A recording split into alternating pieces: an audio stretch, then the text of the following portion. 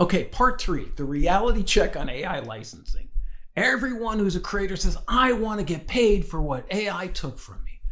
And well, that's good. Were you getting paid before AI took it from you? And let's set that at like 5 years ago for what we call AI. So if your content was taking and it made a lot of money, you're going to be one of the many talking about licensing deals or represented by lawyers who are trying to figure this out.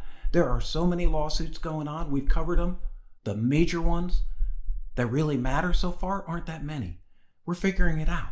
But if you want AI licensing, I can tell you, I went and asked a number of different bots and people like, how would this compare to, example, how musicians get paid at Spotify right now? If you're a musician, there is so little money for all that streaming that you get to go on the road and play concerts because that's where you're going to make your money, concerts, merch. Well, writers, artists who don't have a live stage, who aren't performing artists, have to do that on their own, and they don't have that advantage that musicians have. Plus, it's not a really good comparison, is it? When I go to Spotify, I'm playing your song, or at least a piece of it, right? But when I'm going to AI, I'm probably maybe getting a piece of your influence, and then we have to do this into what's called non-literal influence, which sounds like it's hokey, but basically it's probability putting together things.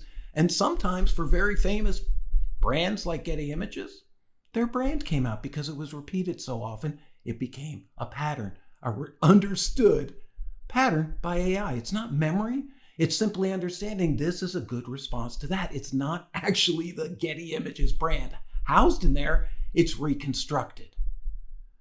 Now, for Getty Images, that's brand. That's although they said 11,000 photos. None of us obviously exist at this level. So if you have your little photos going out there, at best, it could partially influence what's going on. So AI licensing, it's the same. You're a creator. Are you going to be a hit? Are you going to be a star? Are you going to be on top of things? Then you might have some room to talk about licensing. You get big, you're going to have attorneys and publishers. Those are the ones getting paid. But if they get paid, fair use is gone. So at least control it.